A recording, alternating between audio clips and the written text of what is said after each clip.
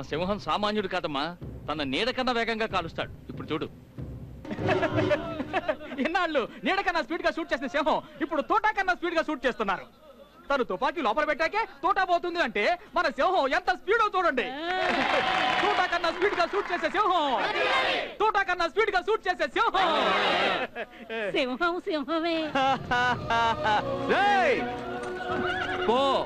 పోయి చెప్పు, ఈ సింహం కాదు మొరటి సింహం.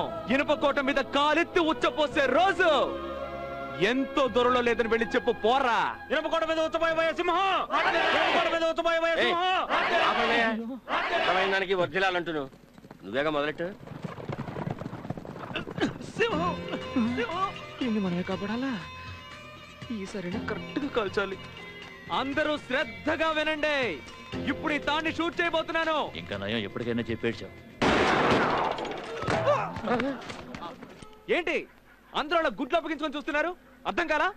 అన్నం తిని మర్చిపోలేనిది ఆవకాయ కారం, జీవితంలో మర్చిపోలేనిది దెబ్బతిన్న చోట గాయం.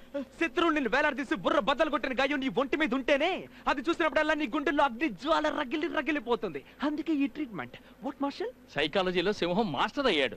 సైకాలజీ మాస్టర్ సింహం, సైకాలజీ మాస్టర్ సింహం. సింహం, ఇది నా కూతురు పాయి, డాక్టర్. ఊళ్ళో అందరికీ పురుళ్ళు పోస్తుంది. Hello hello. సింహం, వచ్చినప్పటి నుంచి చాలా పనులు చేసి అలసిపోయావు. చాలు, మార్షల్ రూమ్కి వెళ్దాం.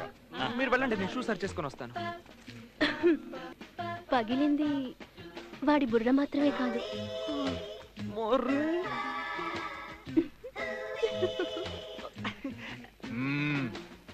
మార్షల్ రూమ్ ఇక మీద ఈ ఊరికి నేనే షరీఫ్. నువ్వు సీపోసే నిరూపించావయ్యా. సీపోసి అంటే సింహాలు పొగిడే సింహం అని అర్థం. అవును కదూ. ఇప్పుడు మనం బానిసలమా? ఖచ్చితంగా కాదు. మనం ఏకమై గొంతు తరిస్తేనే నల్లతాచి గొంతు పిసికి అంతం చేయగలుగుతాం. వాడికి వ్యతిరేకంగా ఉద్యమంగా మారుదాం. ఇందుకు నా ప్రాణం ధారపోస్తాను. ప్రమాణం చేస్తున్నాం. మనం మొత్తం ఎంతమంది ఉన్నాం? 5 కానీ 6 చేతులు ఉన్నాయి. తెలుగు వీరలేవరా,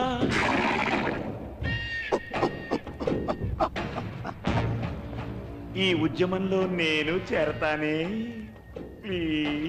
చీమలు సైతం దూరలేని చోట కూడా ఈ ఇనప కోట చిరుత మెల్లగా మెల్లమెల్లగా దొరిపోతాడు.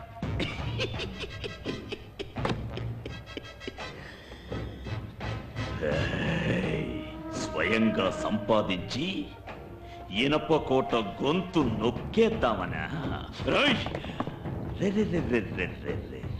మా అందరి గొంతులు కూడా ఇనపవేలా. చిన్న బాస్ ఉరితాడు రెడీ.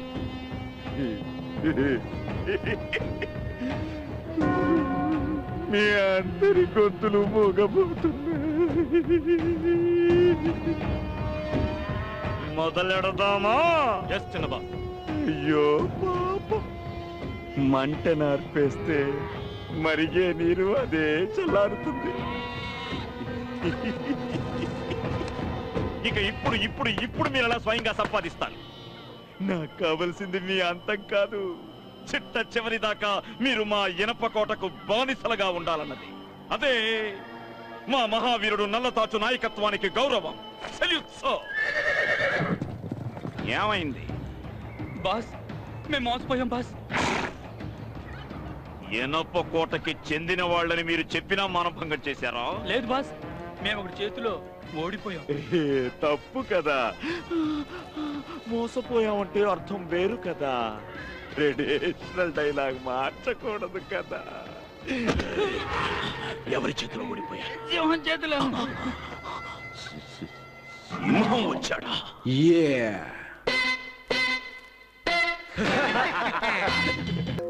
ఊరి కథాకామామీషి ఎంత తెలిసినప్పటికీ అదే పరీక్షలకు వెళ్లే ముందు రివిజన్ చేస్తారే, అత్త ఒకసారి చెప్పండి. అలాగే. మొట్టమొదట ఈ సాంప్రదాయానికి శ్రీకారం చుట్టిన ఘనత మన జాన్ వెయిన్, క్లింట్ ఈస్ట్వుడ్లది. భలే సమర్థులు. ఈ రాష్ట్రంలో కౌబాయ్ చిత్రాలకి వన్నె తెచ్చిన వారు దర్శకులు కేఎస్ఆర్ దాసు గారు. వారు మనకెన్నో విజయవంతమైన చిత్రాలను అందించారు. మన విశ్వనట చక్రవర్తి, మహానటుడు ఎస్వి రంగారావు గారు, వారు కూడా కొన్ని చిత్రాలు చేశారు. వారి నటన, సంభాషణల తీరు అనితర సాధ్యం. వారో చిత్రంలో గూట్లే అంటే ఆ రోజుల్లో అందరి నోట అదే మాట.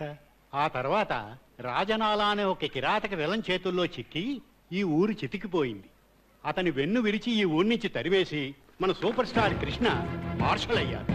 అరెరెరెరెరెరె, వారి చిత్రాలు ఆ కాలం ఈ ఊరికి స్వర్ణయుగం.